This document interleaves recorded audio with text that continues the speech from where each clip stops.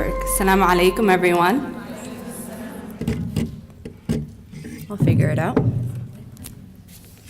And I apologize, of all days, I am losing my voice today. And I promise you I have the best immune system, alhamdulillah, but today it's not working for me. So I'd like to thank Khadija and Muslim Wellness, not Muslim Wellness Foundation, Muslim Women's Alliance for hosting this track. I've been able to do work with them previously at their annual Muslim Women's Expo in Chicago. So if you haven't had the opportunity to go, I definitely say you should check it out. I am honored and humbled to share the stage with Sister Aisha Prime and Sister Linda Sarsour, who have both done amazing things in our community and have been able to resist against great odds. I would like to begin this talk by quoting one of my favorite thinkers and intellectuals, Bell Hooks. She says, "All our silences in the face of racist assault are acts of complicity." So if we are silent when we're seeing things happen in our community and we're not doing anything, we're a part of that problem. It's not enough, in my opinion, just to dislike something. I think that we must all take it upon ourselves to be extremely vocal and resist in ways that we can in our communities. With that being said, I'll just jump right into it. The past couple of years have not been easy for anyone who doesn't fit the white normative identity. It's been an uphill battle. And this isn't to say that this hasn't been the case historically and that there haven't been any challenges before this, because we all know that that's not the case. We've had so many awareness campaigns and resistance to the forms of state oppression that intersect between our communities, in particular communities of color. Campaigns that address mass incarceration, no-flight lists, stop and frisk, deportations, bans, and so much more. See, just being able to say all of those things, I'm running out of breath, and that's not a good thing. There's been so many things that we've had to resist in the past couple of years. And at the core of all of these horrific policies that cripple Black and brown communities is white supremacy. It is more than white men and women marching down to Charlottesville, Virginia in white khaki shorts. It's structural and it's systemic. I don't really care about the tiki torches. I mean, yeah, it's a frightening sight to see, but what I'm concerned about is what is institutionalized every single day and what is structural and systemic in our country, and that affects every aspect of our daily lives and choices and life chances in this country. So what have the last few years taught me? They've taught me to stay a lot more vigilant than I have ever been before. It's almost a nightmare trying to address both local issues and national at the same time. There's definitely not enough time in the day. I remember the weekend that the first Muslim ban was implemented.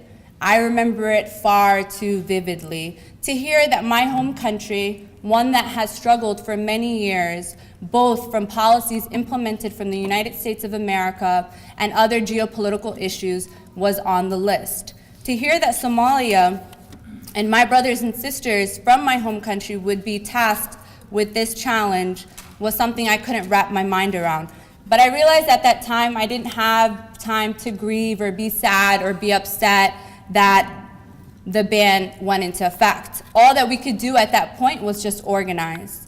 A few days after the ban, in my community in Detroit, we were able to co-organize the largest town hall for the Muslim ban that seated 3,000 people in a span of a few days. And that day showed me that regardless of all of the things that Trump is going to implement, that our community sticking together, we can definitely resist. It was a watershed moment that showed me the power of mobilizing and resisting. I didn't think that 3,000 people in Detroit, first of all, I didn't even know there was a space that held 3,000 people in a span of like one day. Like, hey, can I get a venue for 3,000 people? So I didn't think that was possible, and I didn't think that 3,000 people really cared. So alhamdulillah for that.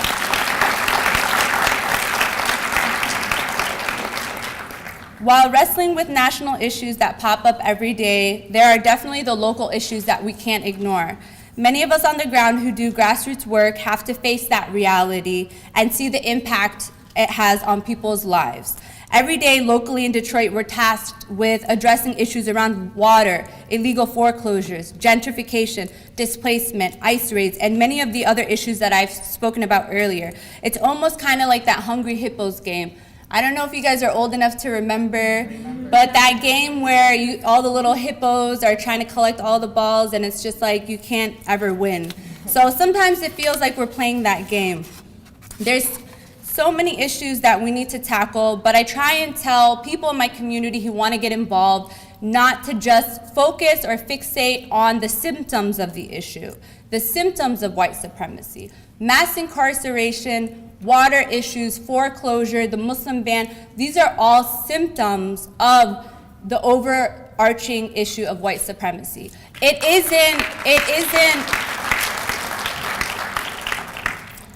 isn't just, I feel like when I'm talking to my community, we're listing all of the challenges that we have to face every day without ever making that connection back to white supremacy and saying, you know what, why are Black and brown communities suffering all around this country? And why is it that all of these things have a root cause? And our faith, I believe, is a truly just one. For example, when we look at poverty, which is something that we've been tasked with to work on in Detroit, I truly believe that Islam is the faith with the best answer to tackle the issue of income inequality, which is at the root cause of poverty.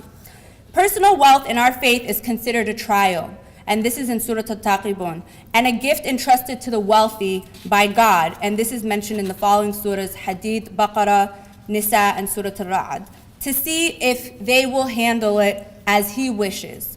The poor and the needy are therefore entitled to a share of society's wealth.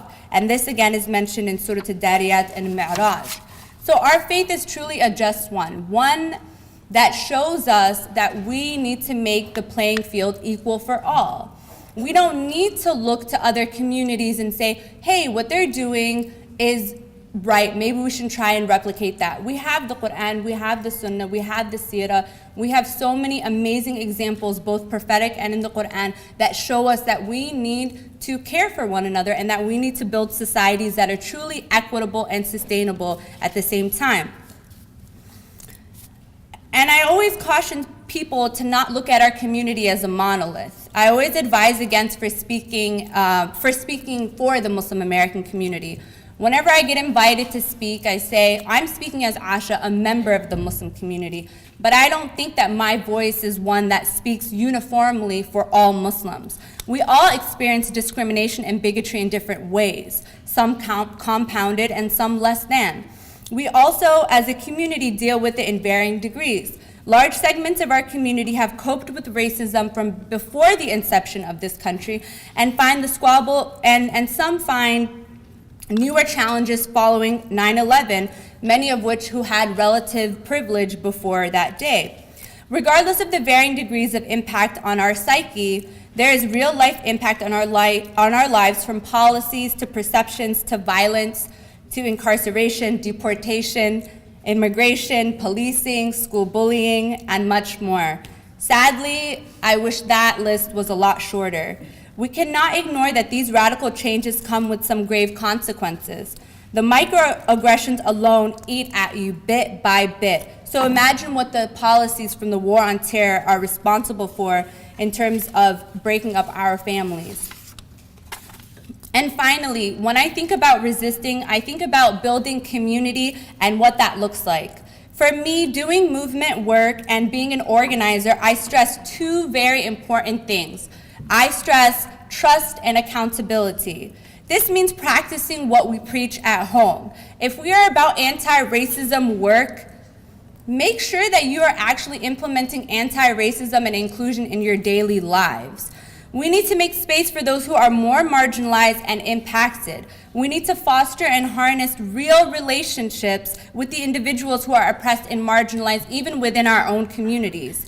And not only when it is a benefit to us or when it is a trendy thing to do. If I see you doing anti-racism work, but you don't have a single Black friend, that's kind of suspect, in my opinion. I mean, it's very suspicious behavior.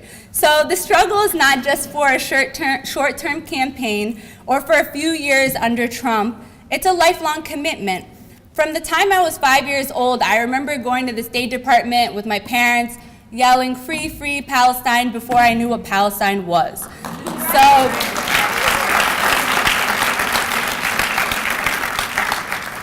So I think that it's really important for those of you who are parents in this room to include your children in resisting from the time that they're children. By the time I was in high school, it was something I was still passionate about. In undergrad, organizing with the Black Student Union, organizing with the Somali Student Association, which I see some of my brothers and sisters in the audience, and organizing with the MSA. I think it's really important. And I plan on participating in this struggle again for the rest of my life. And I say this only to stress that once Trump is gone, then what? Are we all gonna go back into thinking that everything is okay? Are we just gonna assume that Black and brown communities haven't been suffering from the day that this country has been created? We do know it's a settler colonialist project, right? It didn't just come out of thin air. And so I think that once Trump is gone, we need to stay vigilant, and we still need to realize that there are so many people suffering in our country, both within our community and outside. There is a 45% rate of poverty in our community. How many of you knew that? MashaAllah, good job. But that's the thing, our community is not this wealthy, sort of model minority community that we all think about. There are real challenges with poverty, drug addiction, abuse, domestic violence, incarceration.